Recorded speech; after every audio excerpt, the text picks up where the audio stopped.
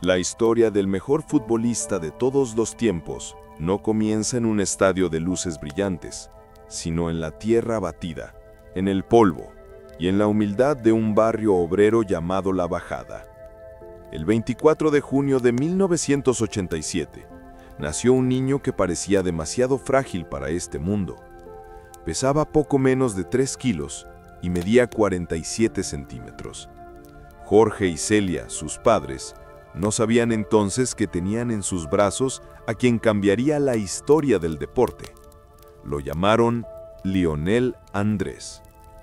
Desde que aprendió a caminar, Leo desarrolló una obsesión extraña por cualquier objeto redondo. No importaba si era una pelota de trapo, una naranja o una botella de plástico. Su pie izquierdo siempre estaba pateando algo. El milagro de la abuela Celia. El primer gran giro del destino ocurrió cuando Leo tenía apenas 4 años. Su abuela materna, Celia, una mujer de carácter fuerte y corazón inmenso, lo llevó al club de barrio Grandoli. Faltaba un jugador en la categoría de niños mayores, nacidos en el 86. El entrenador, Salvador Aparicio, se rascaba la cabeza buscando una solución. La abuela Celia, desde el alambrado, gritó: «¡Ponele al nane!», señalando a su nieto diminuto. Aparicio la miró con incredulidad. «Señora, es muy chiquito. Si lo pongo le van a hacer daño, lo van a pisar». Pero Celia insistió con una furia casi profética. «¡Ponele! ¡Te va a salvar el partido!». A regañadientes, el entrenador lo metió. La primera pelota le pasó cerca y Leo no se movió. La segunda le cayó en la zurda.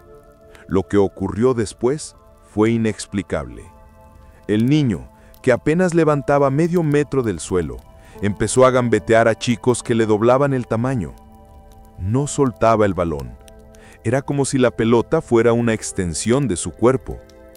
Desde ese día, cada vez que Messi marca un gol y levanta los 2 dedos al cielo, no es para Dios en abstracto, es un mensaje directo para la abuela Celia, quien falleció cuando él tenía 10 años y nunca pudo verlo brillar en los grandes estadios de Europa. La oscuridad. El diagnóstico maldito. A los 9 años, Lionel ya era una leyenda en Rosario. Jugaba en las inferiores de Newell's Old Boys y era el líder de la Máquina del 87, un equipo infantil invencible. En los entretiempos de los partidos profesionales, la gente no iba al baño. Se quedaba en la grada para ver al enano hacer malabares. 500, 600, 1000 toques sin que el balón tocara el suelo. Pero entonces, la naturaleza le jugó una mala pasada. Mientras sus amigos crecían, ganaban músculo y altura, Leo se quedaba estancado. Era siempre el más pequeño. Sus padres, preocupados, lo llevaron al endocrinólogo Diego Schwartzstein. Tras varios estudios, llegó la sentencia devastadora: déficit de la hormona de crecimiento. Sus glándulas estaban dormidas.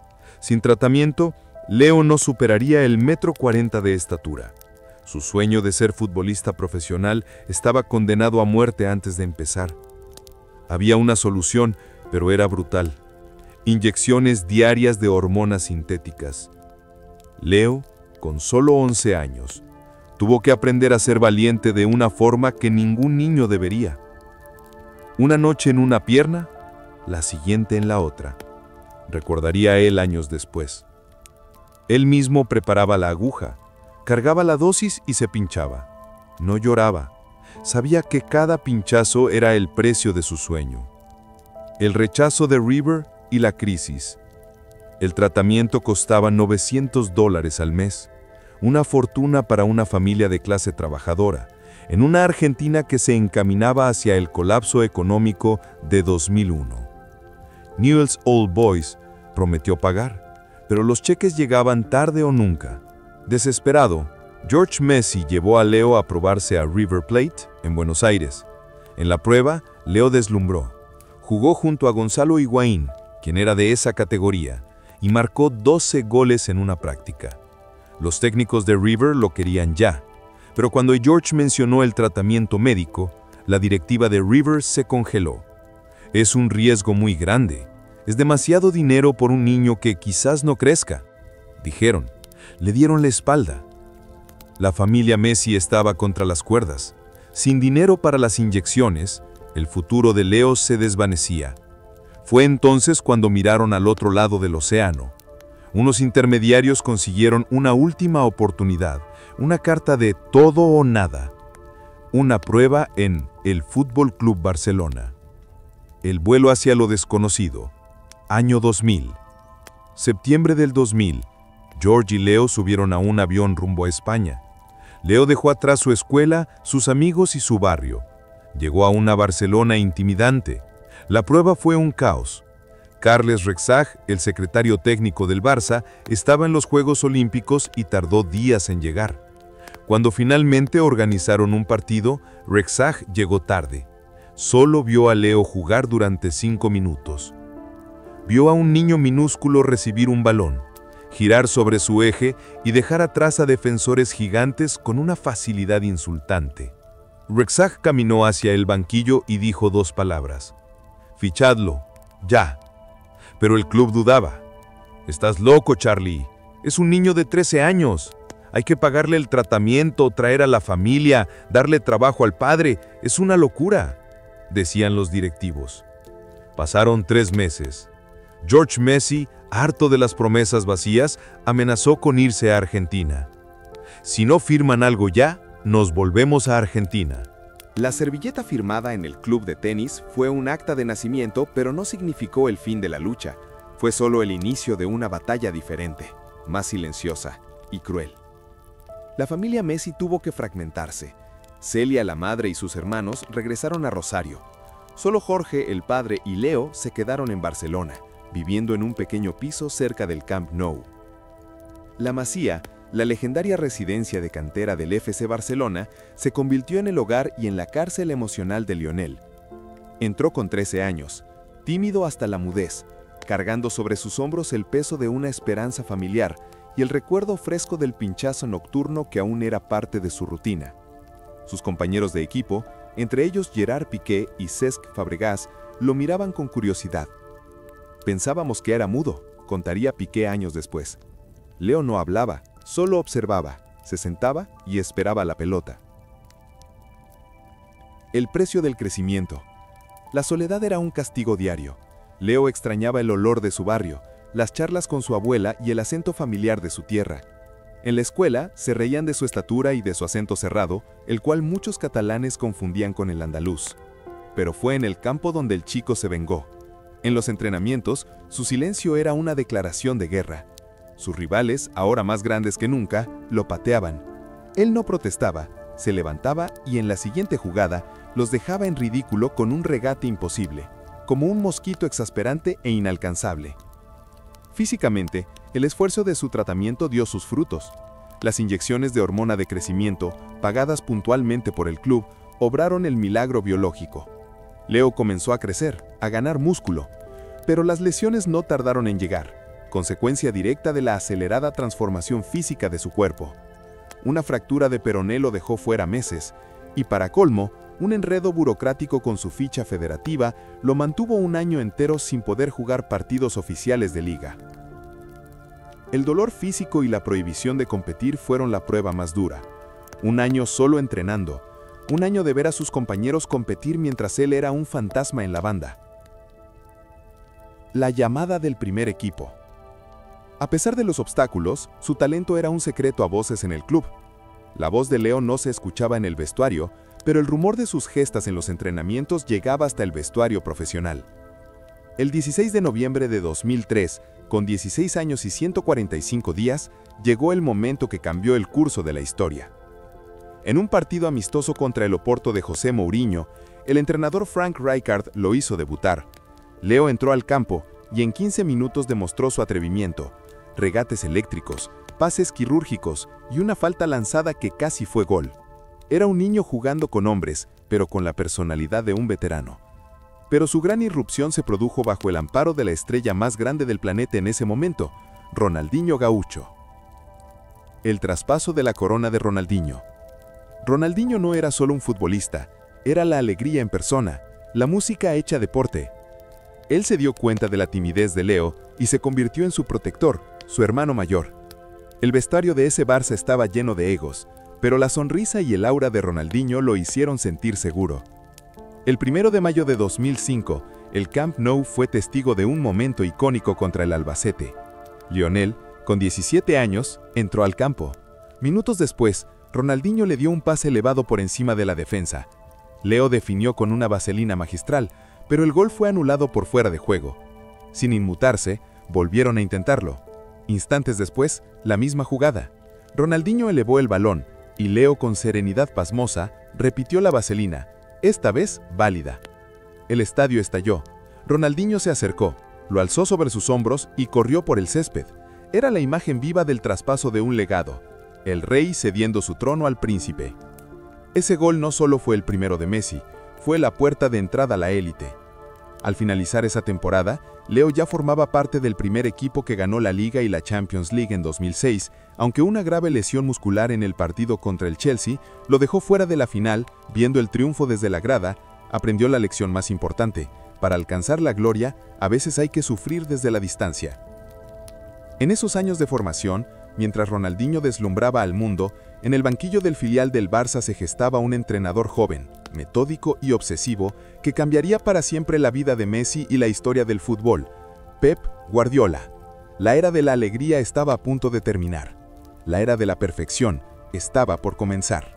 La era de la alegría de Ronaldinho finalizó en 2008. El vestuario, aunque exitoso, había caído en una peligrosa autocomplacencia. La historia necesitaba un cambio brusco, una revolución táctica y mental.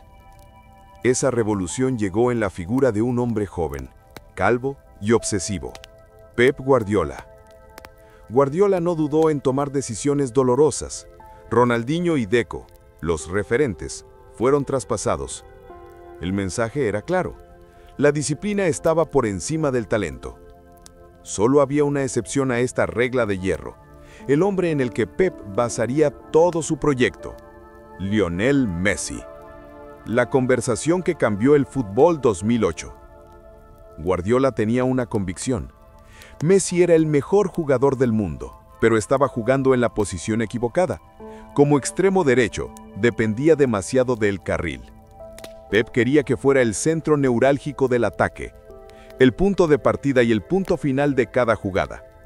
La noche del 2 de mayo de 2009, antes de un clásico decisivo contra el Real Madrid en el Santiago Bernabéu, Guardiola llamó a Messi a su oficina y le mostró un video. Le explicó su nuevo plan de batalla. Messi ya no jugaría de 9, delantero centro, ni de 7, extremo. Jugaría como un falso 9. La táctica era simple en concepto, pero genial en ejecución. Leo comenzaría en el centro, atrayendo a los centrales del Madrid, Cannavaro y Metzler, hacia él.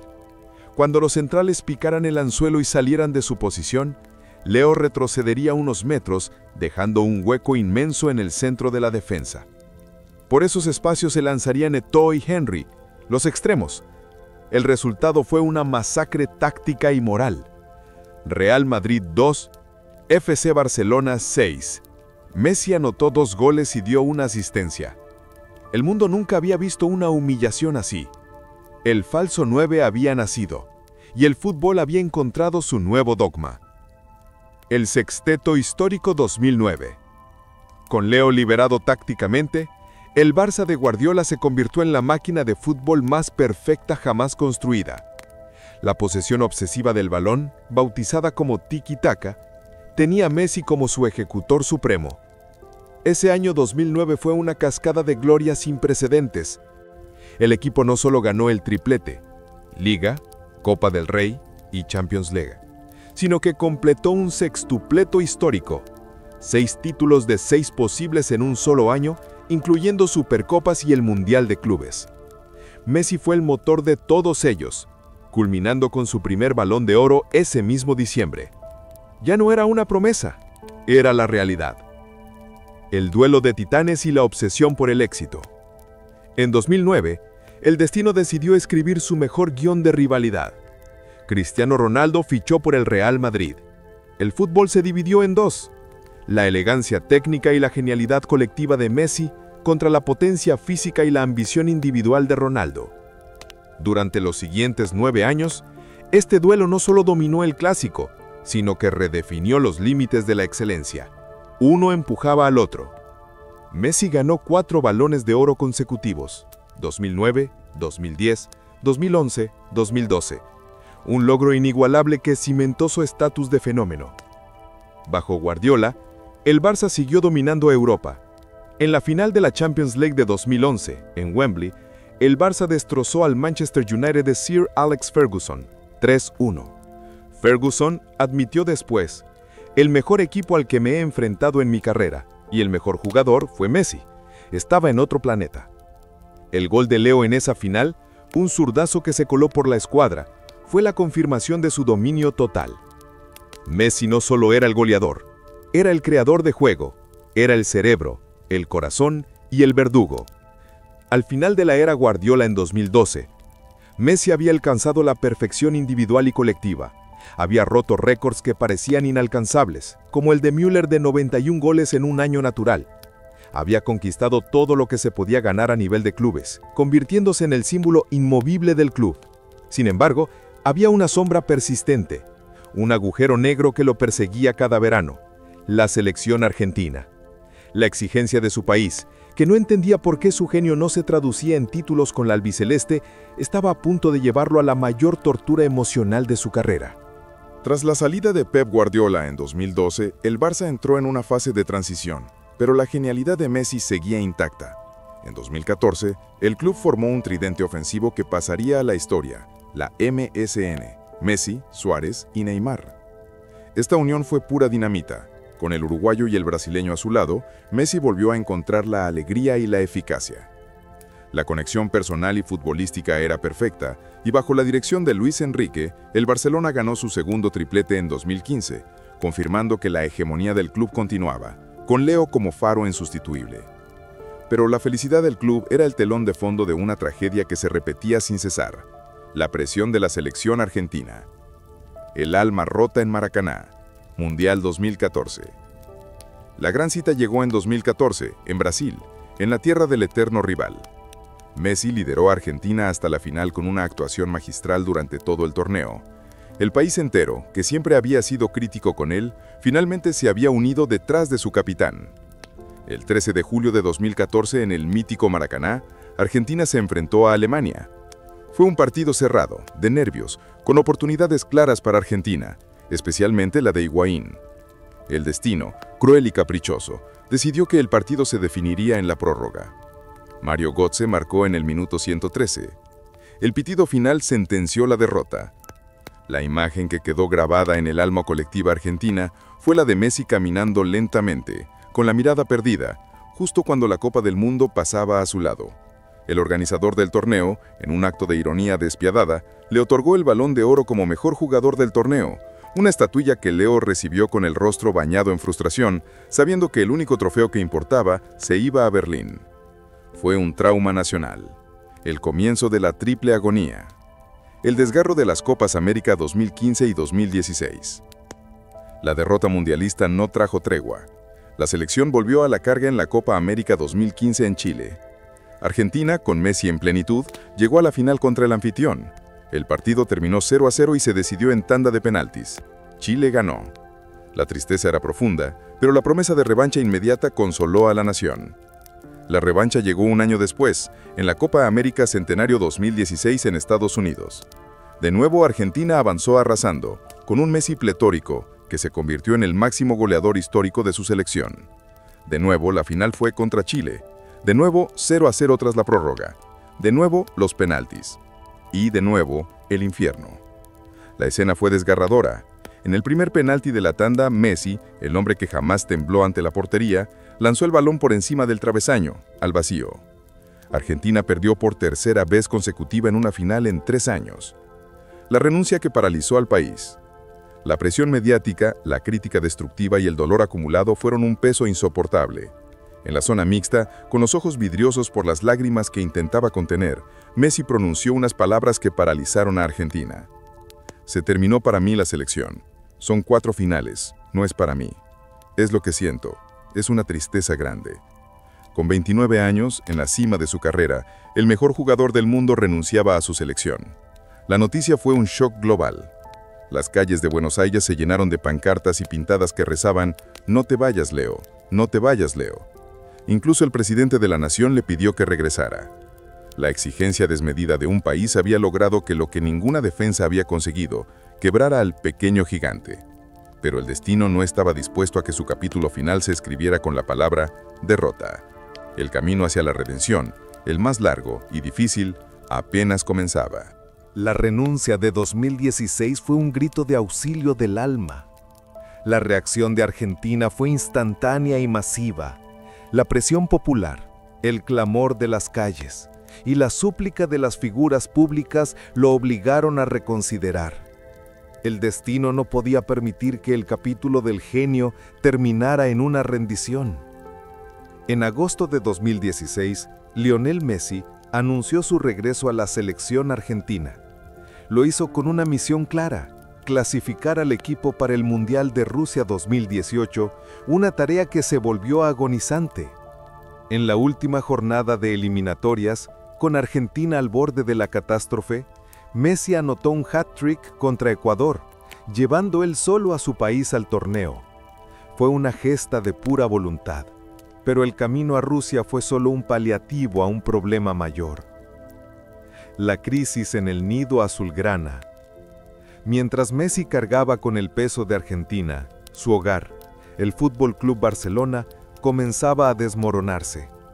Tras 2015, el club entró en una profunda crisis institucional.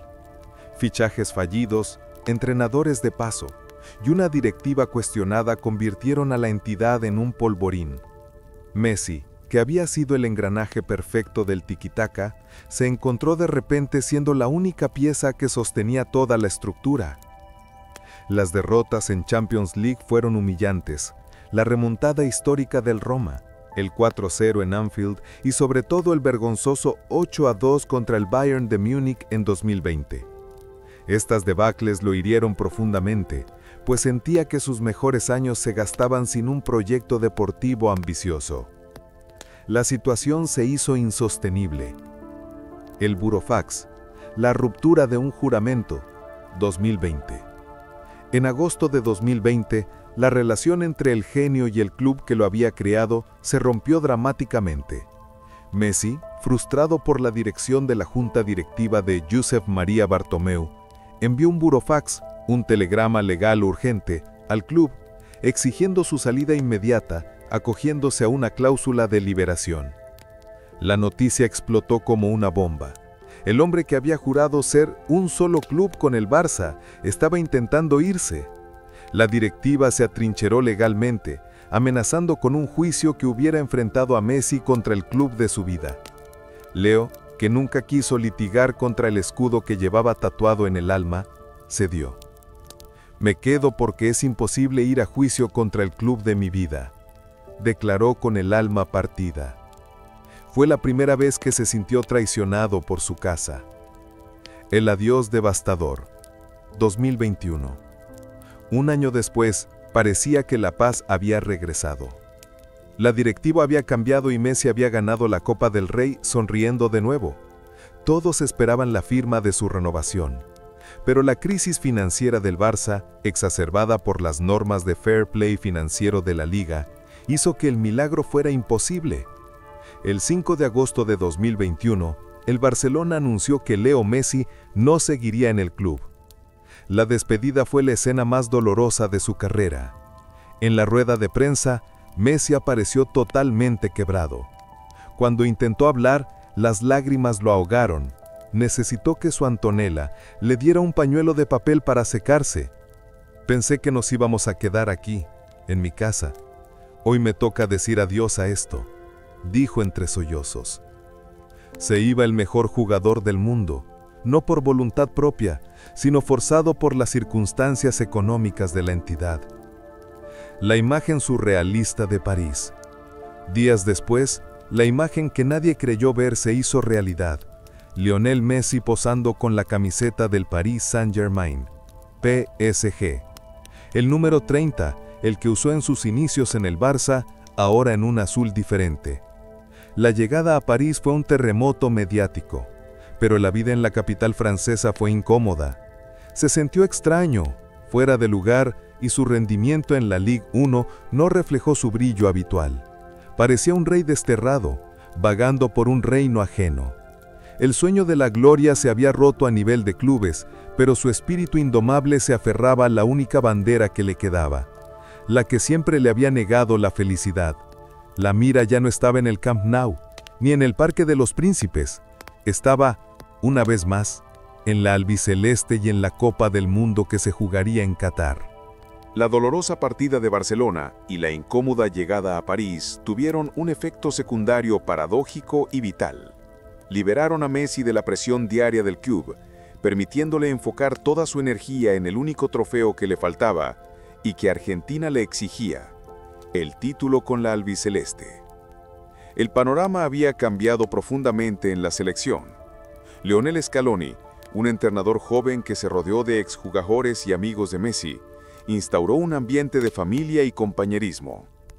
El grupo, bautizado popularmente como la Escaloneta, ya no dependía únicamente de la genialidad de Messi, sino de una estructura sólida donde todos corrían por él. Había menos presión y más amor por el capitán.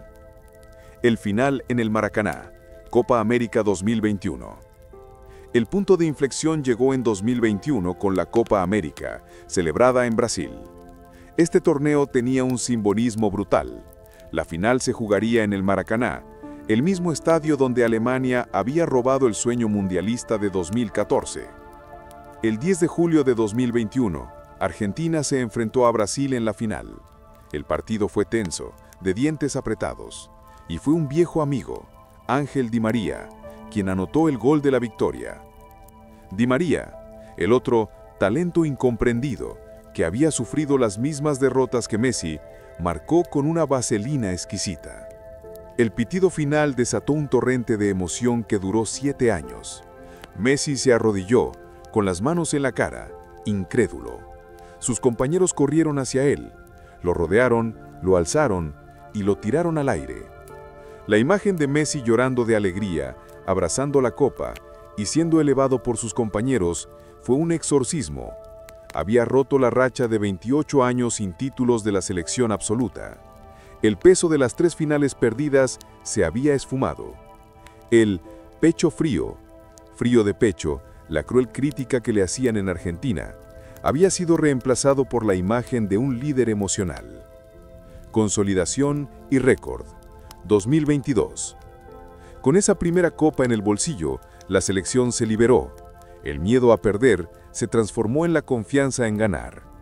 En 2022, el equipo consolidó su estatus al ganar la finalísima Copa de Campeones Conmebol UEFA en Wembley, destrozando la campeona de Europa, Italia, 3-0. Messi ya no era solo un líder técnico, era el líder espiritual del grupo. El Fútbol Club Amigos, como se conocía este grupo en la interna, estaba preparado. La última danza en Qatar. A finales de 2022, la historia se preparó para su acto final. El Mundial de Qatar sería el quinto y, como él mismo había anunciado, el último de Lionel Messi. El mundo del fútbol, dividido entre admiradores de Cristiano Ronaldo y él, se unió en un deseo colectivo de ver a este hombre, que había sufrido tanto, alcanzar la paz. Messi llegó a Qatar en un estado de gracia mental y física. A pesar de los 2 años difíciles en París, en la selección era invencible. Ya no jugaba contra los rivales, jugaba contra su propio pasado. El equipo aterrizó en Doha con una fe inquebrantable en su capitán.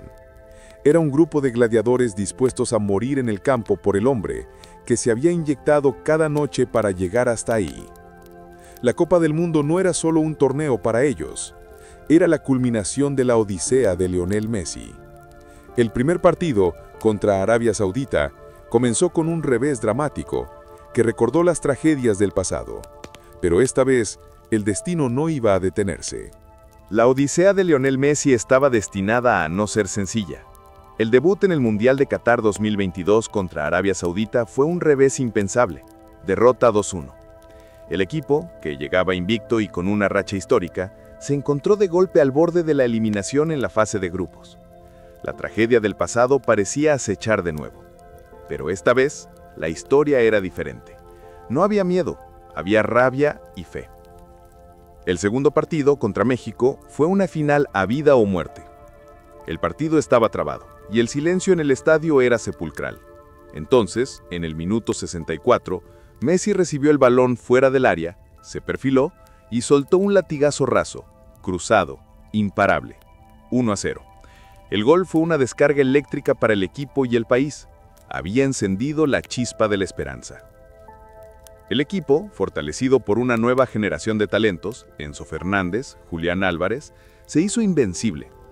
Messi, con 35 años, ya no corría todos los balones, sino que elegía los momentos clave para aparecer. El pase filtrado, la gambeta decisiva, el gol de penal. Era un director de orquesta con la varita mágica. La montaña rusa emocional. Los cuartos de final, contra Países Bajos, fueron la prueba de carácter más intensa. Tras ir ganando 2-0, Argentina se dejó empatar en los últimos minutos con una jugada de estrategia maestra del rival. La tensión era palpable. El partido se volvió físico y verbal. Fue en ese partido donde vimos a un Messi diferente, más combativo, que defendía a su equipo con una fiereza inédita.